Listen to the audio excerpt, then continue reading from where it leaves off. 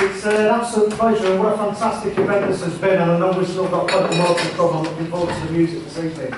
I mean, obviously we've heard a lot of history and a lot of history about Manchester and the Salford Trades Council from 150 years ago.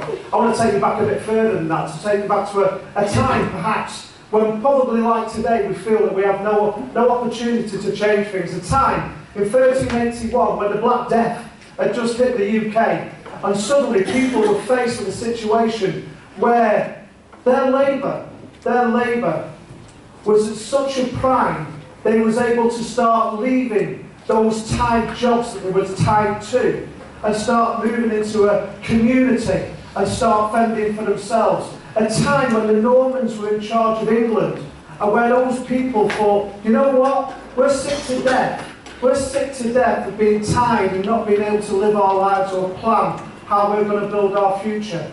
And those people moved into a community and started to fend for themselves. But at that particular time, the government that was in charge was so intent on making sure that those people didn't prosper, that they imposed something called the poll tax. Everybody remembers the poll tax. I know there's a lot of teachers in the room, so this might not have the history that you remember, but it's the one that my mother told me was right. So let me tell you, those people probably felt as we do today that there's nothing we can do to change our society or to change our lives. They probably felt, you know, we're going to have to go back and be tied to this employer. But you know what? One of the problems that they had, the Normans had in that particular area, is they trained those people how to be bow people, how to shoot a bow and arrow. They trained those people that actually, you know, when you're being attacked, you can fight back. And that's something that we've got to remember about what we can do as working class people as well, because this is about class. In 1381, when those people had never risen up before, never had no leadership and never been able to fight back, they did something that working class people have had to do all the way through working class history, and that's to stand up and fight. And stand up and fight they did. They took on a government, they went down and they absolutely tore the government to bits. And I'm not saying we should cut off Chancellor Osborne's head. I'm not saying we should do that, but that's what they did then. And like then, like now, we had no means of communication with each other. Like then, as now, we had nobody on our side other than us, as it's always been, us. There's only us that can change our lives. There's only us that can change our society. There's only us that will make a difference to the people we live next door to. They will never do it. They will never change our lives unless we make them. And that's why, as the Bakers Union president, I am proud of the things that we have done. The things that we have done over the last 18 months, where our people in Hovis went out on strike and demonstrated 0 hours contract. You know that's not 0 hours contract. You can't be saying that. You go on strike and you say you're out of it. That's how you do it. That's how you do it. Those are people that have inspired other strikes around the country. The St Mungo strikers, the Unison Care strikers, all those people that went out on strike, not fighting for themselves, but fighting for our NHS. And when politicians talk about fighting for our NHS, get on the picket lines for those people, stand side by side, because that's what you do when you represent working class people. You stand with them, and you fight for the things we need, and you fight for the things we want, and you fight. Nothing yields to it, there's a fight. That's why I'm so proud. So proud when I go around the country and I see the inspiration that Hovis strike has led to. That Hovis strike has led to UCU colleges winning the right to have no 0-hour contracts, winning the right to say we don't have 0 contracts in our colleges. Other campaigns saying we will stand up and we will fight back. And it's right. We don't accept second-class workers. There should never be an acceptance of second-class workers. We should stand and fight. And where's the strike? No matter which trade union it is, go and stand with them. Solidarity is how we win. Solidarity enables us to support one another. And then it's us against them. And remember that. Because it's us that make things different. It's us that change our society. It's us that changes our community. It's us that makes the difference.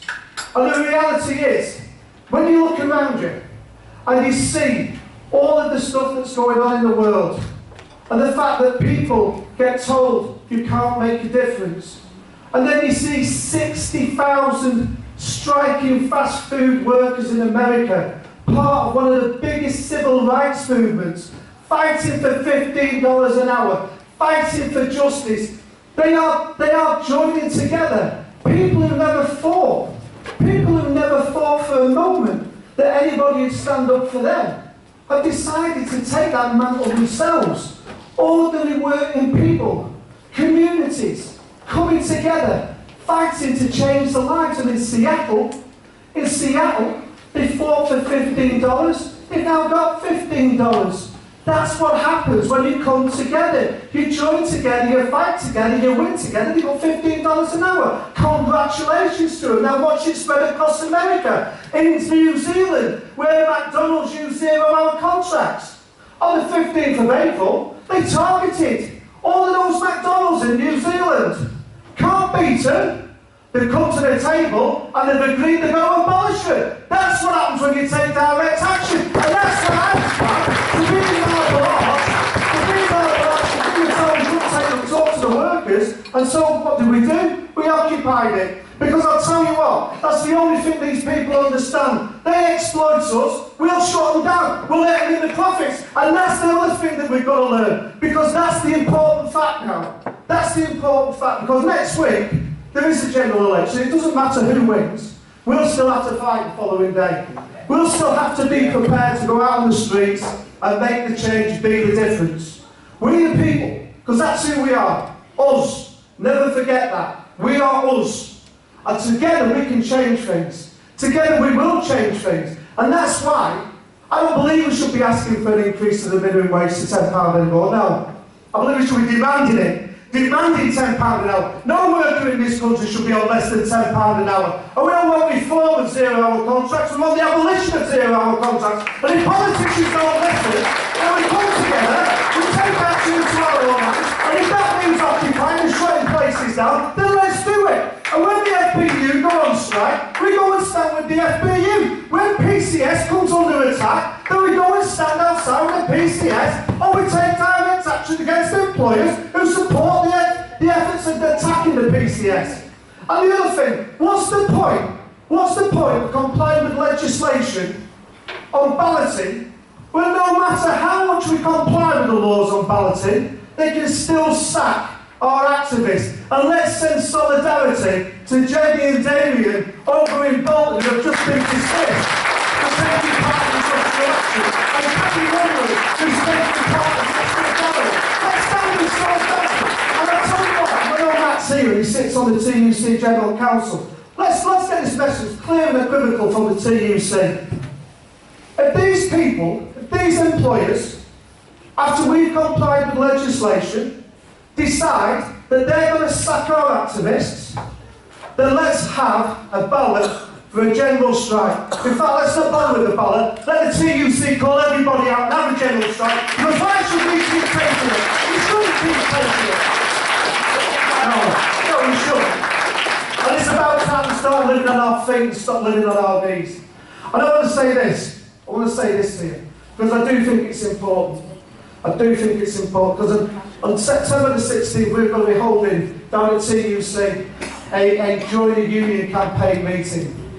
And we want to bring together our own British civil rights movement. We want to unite all of the campaigns across this country. And we want all of your involvement. Because I'll tell you what, it's the only way we'll make sure that our society works for us and not just for them. So we hope that you'll get involved. We hope you'll join the Hunger for Justice campaign. We hope you stand and fight by our side. We hope you will join the trades councils in every part of this town, in every city across the country. Stand together, fight together, we will win together, solidarity.